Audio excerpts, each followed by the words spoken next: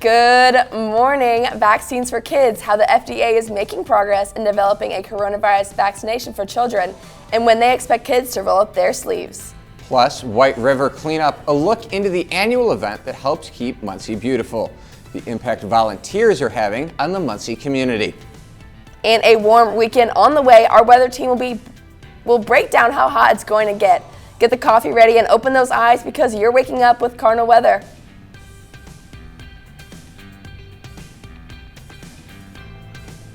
From Ball State Unified Media, you're waking up with Cardinal weather, live from the Ball State Weather Center. And we're starting our morning taking a live look outside at the White River. A beautiful, clear morning as we're looking out on the river. The annual White River Cleanup kicks off tomorrow. Cardinal Weather's Alex Almanza will break down the details of that event later in the show. Good Friday morning to you. You're waking up with Cardinal Weather. I'm Philip Shorzay. And I'm Libby Klima. Welcome to the second Cardinal Weather.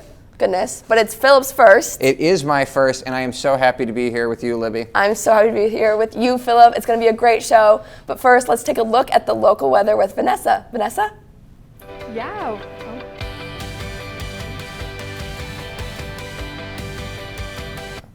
We are looking to have a gorgeous weekend coming up. Current temperatures are staying between the mid to upper 60s as up here up in Fort Wayne with 58 degrees. And Muncie is a little bit of a hot spot with 68 degrees, but we are seeing that throughout the day that temperature will rise. We're at 71 degrees right now, moving up until 86 degrees up here at 4 p.m. for us. So you might want to jacket in the morning, but as we go throughout the day, you might want to lose the jacket. It's going to get a little warm.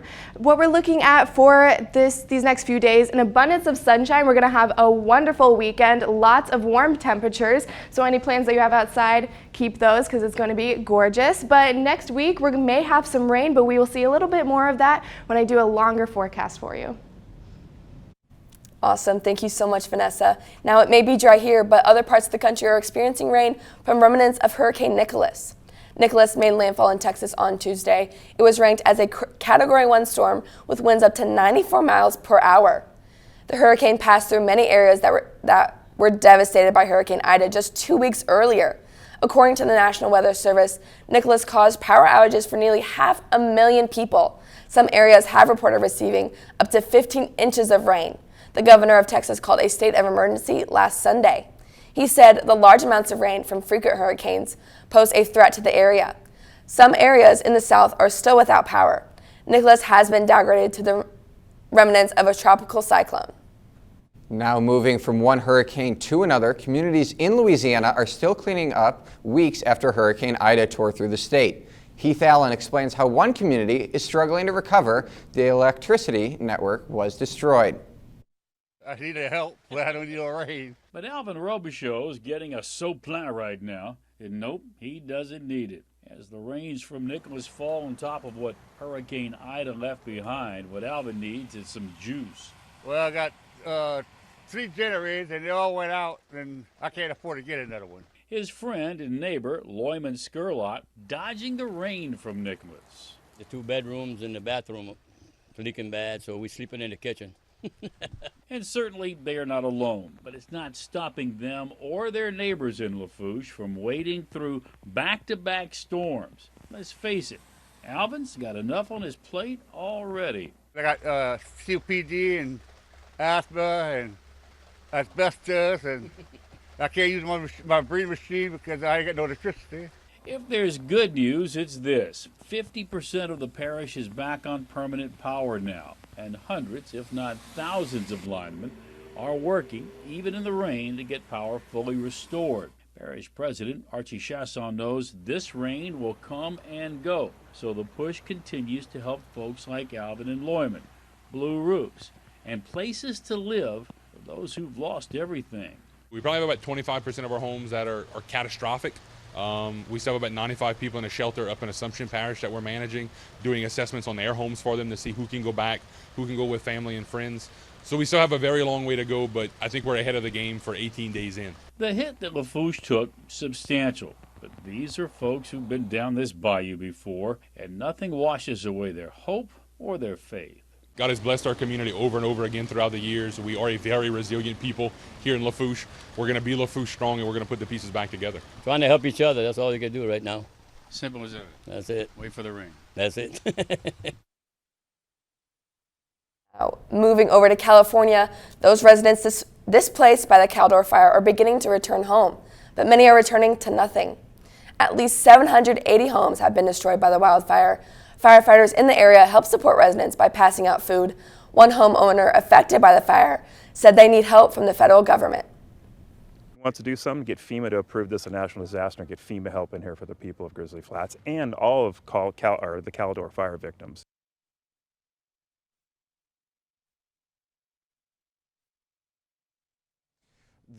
Some are concerned about one of the state's most unique natural treasures. Giant sequoia trees rely on fires to open up their pine cones and spread seeds, but recent wildfires have led to a drop in the number of giant sequoias.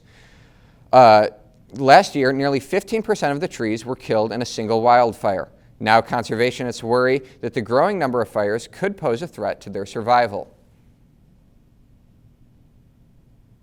Biggest worry for me is we have 2 fires burning right now that are threatening groves that we have not been able to treat.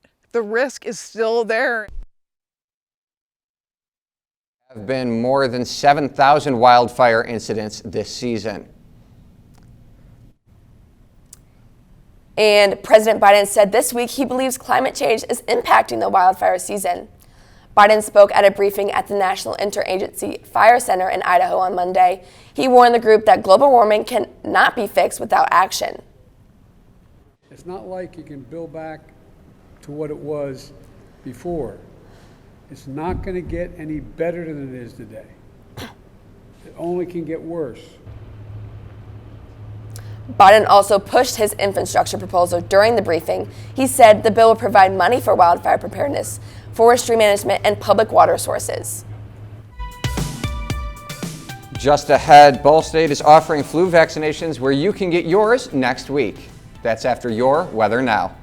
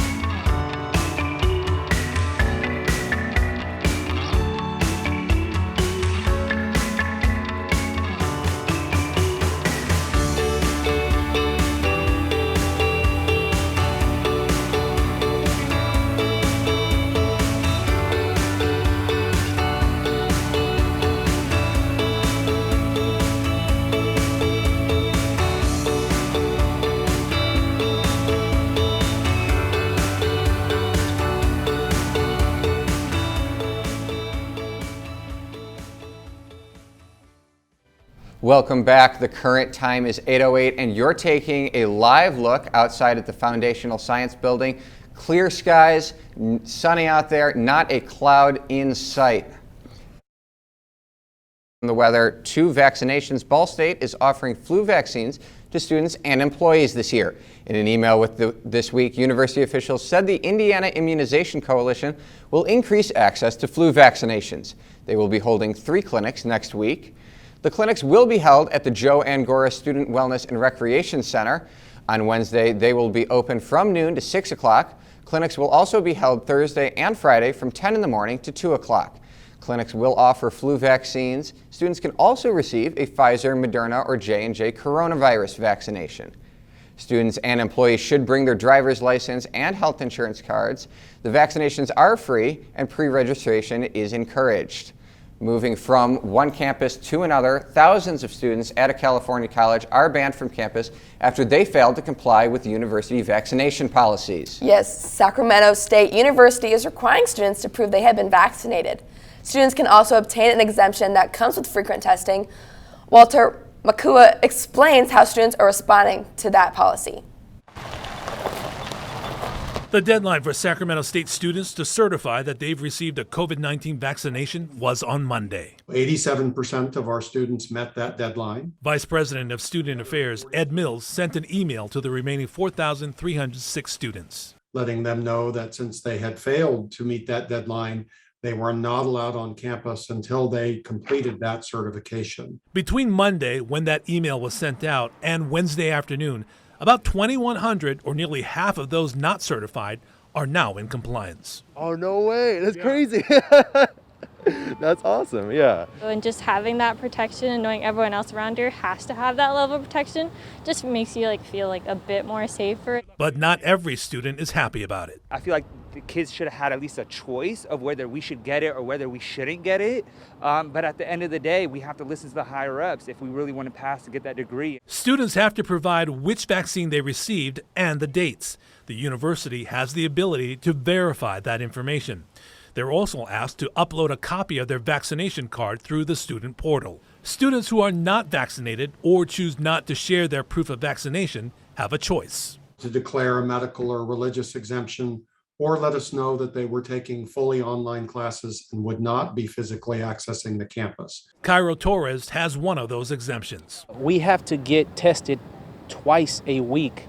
That's a lot of strain for some people. If students don't submit their certification or have not been participating in the on-campus testing program set up for those with approved exemptions, this administrator says, we will drop the in-person classes that they have. They can retain online classes, but any in-person class will be administratively dropped from their schedule. Walter McCullough, KCRA 3 News. Now, over 54% of all Americans are now fully vaccinated against COVID-19. That's according to data from the CDC. 27 states have fully vaccinated more than half of their residents, but that does not include Indiana. Currently, 47% of Hoosiers are fully vaccinated. Now, here in Delaware County, nearly 50,000 people have been fully vaccinated. According to the CDC, an average of nearly 780,000 doses are being administered each day.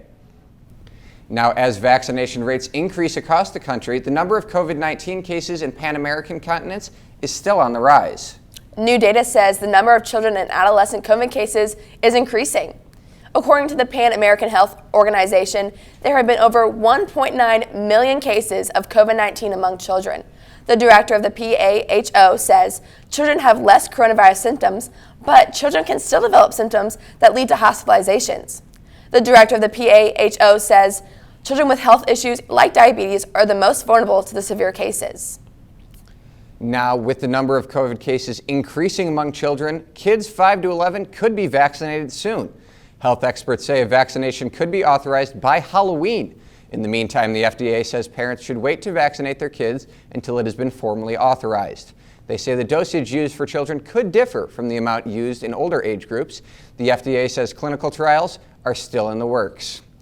And while those are concerning, there may be a new way to test for COVID-19. That way, COVID-sniffing dogs. Yeah, that's right, COVID-sniffing dogs. It's a new program being tested at the Miami International Airport, and they're using COVID-sniffing dogs to help detect the virus. An official at Florida International University says some of the dogs were already trained in agricultural detection. He said that experience helped them learn new scents faster. Already trained for another odor. It only takes a few weeks to really get them proficient to a new odor. They really start picking up the new odor in a few days. If it's a brand new dog that's never been trained, then it may take up to a few months to get them proficient. Some of the dogs have already started working for the program. Right now, they're testing the program on airline employees. If the dog detects the virus in an employee, they're asked to take a rapid COVID test.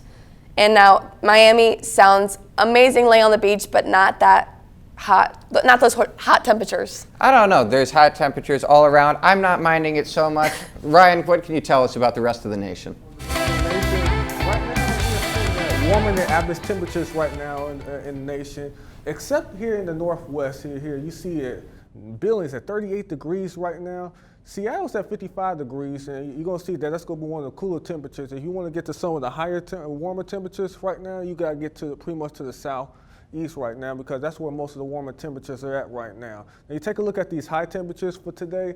We had 93 degrees in Dallas and 96 in Las Vegas. But look at Seattle. Only 59 degrees, and you also could kind of tell where the cold front is at right now, which I'll show you in just a few moments. Where that is 74 degrees here, and 74 degrees here in Minneapolis, and 88 degrees here in Kansas City at this hour. Now you see the radar right now. You can tell where this cold front is at. This is where the showers and thunderstorms are at, up here close to the Mississippi Valley, and the high pressure is pretty much dominating our area right now. So we don't have to worry about any of that right now, but we do have to worry about that next week, which Vanessa will tell you more in her full forecast coming up. Now we're going to take a look at these watches and warnings here. You can see that we have red flag warnings pretty much from Montana, parts of the Dakotas as well. We also see some over here in Wyoming and parts of Portland, around Oregon, and a little bit over here in Nevada. We also see some warnings as well, fire weather warnings as well, and when it comes to parts of South Dakota, and also over here in Nevada as well.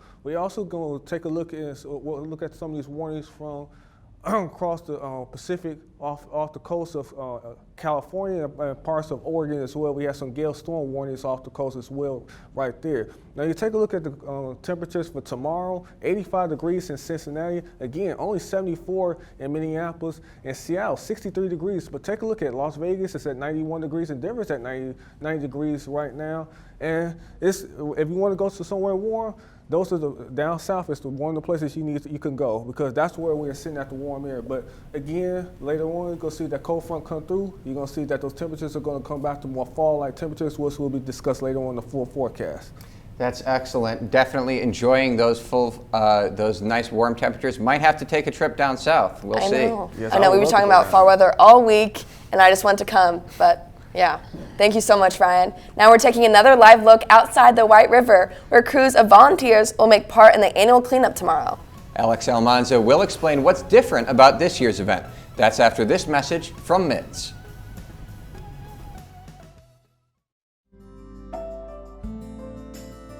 Riding the bus is an easy thing to do. Last year, we carried 60,000 riders from the Ball State area. 50,000 of those were students.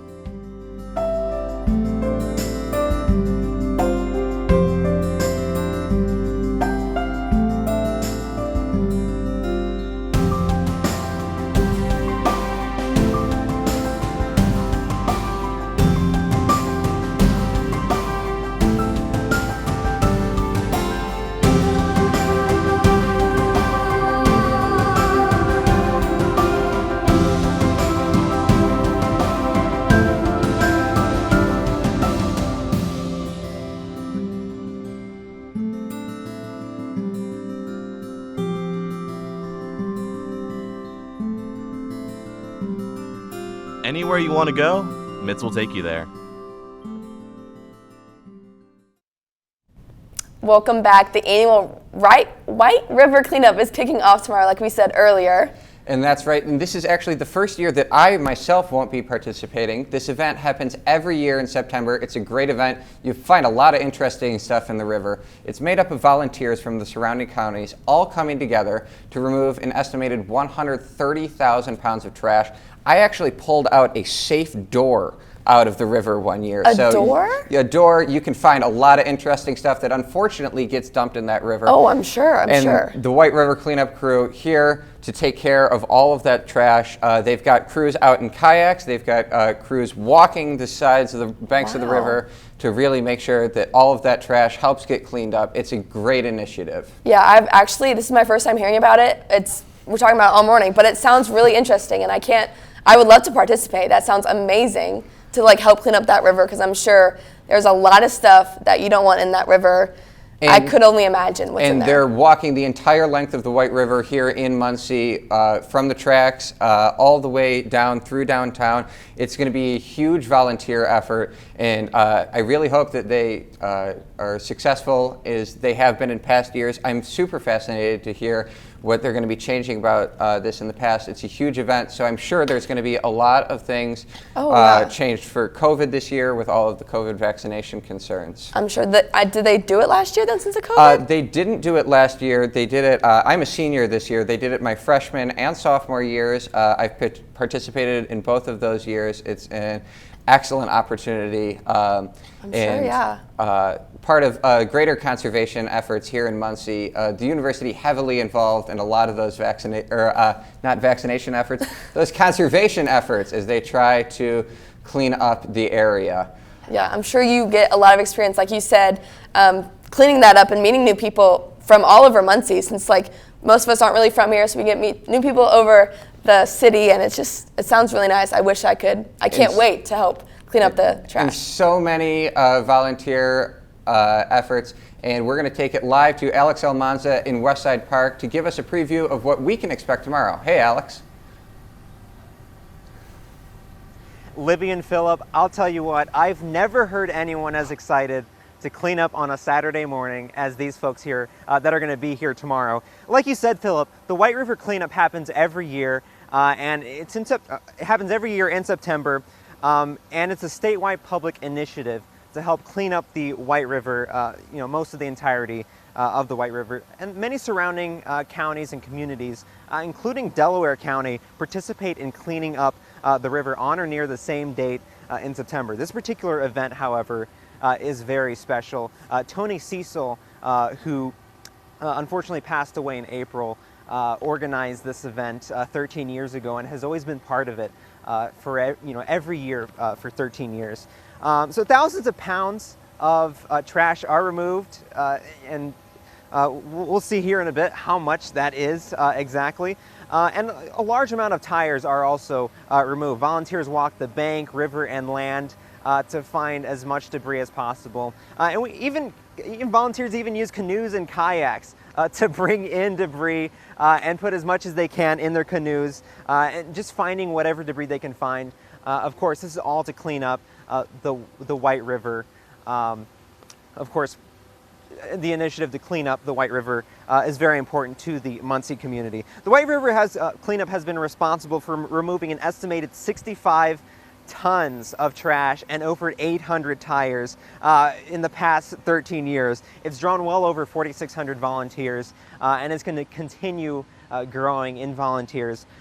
Again, it's a wonderful initiative, but how can you get involved? Well, tomorrow at 8 a.m. At the Westside Park, there's going to be registration, and around 8:30 the canoes and kayaks are going to start heading west, and then around 9 a.m. is when they'll start busing the volunteers to their locations. Again, Libby and Tara, Libby and Philip, I keep messing up here because obviously it's really bright and early, but for now, I'm Alex Malone, sending you back to the studio.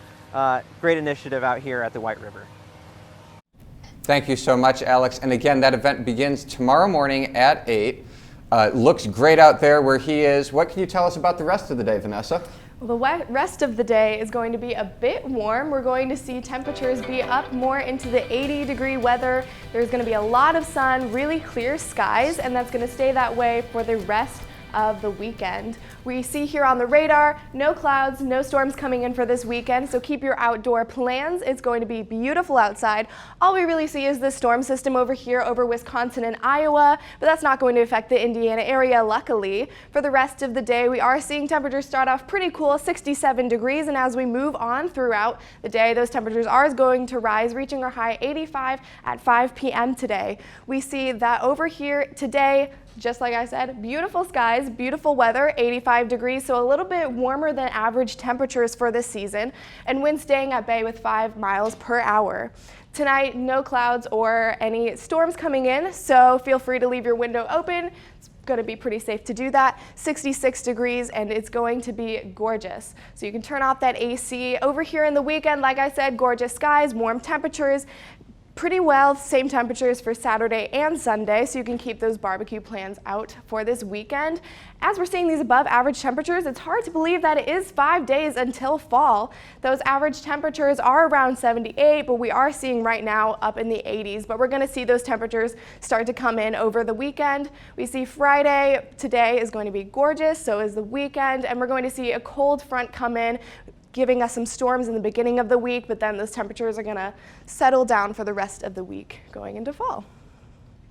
Thank you so much, Vanessa. Definitely going to have to get my tan in this weekend before that rain. I cannot wait for those cooler temperatures and sweatshirt weather.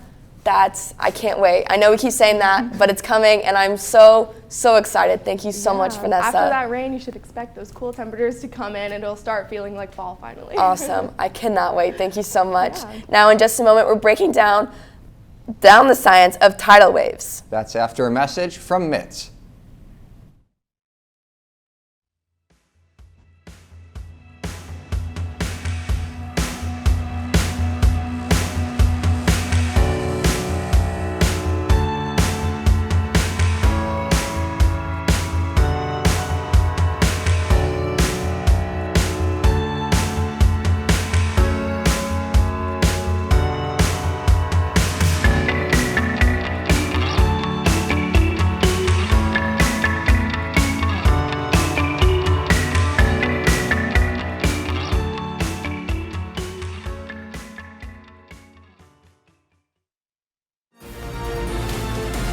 From the heart of Ball State to the heart of your community, NewsLink Indiana brings you local and state news you care about.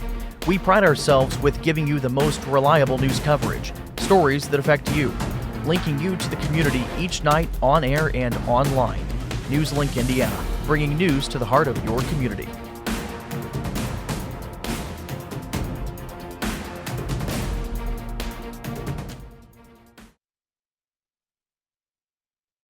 Welcome back. Here in Indiana, we may be a bit far from the ocean, but have you ever wondered how tidal waves work? Jack Van Meter is here this morning breaking down the science of tidal waves.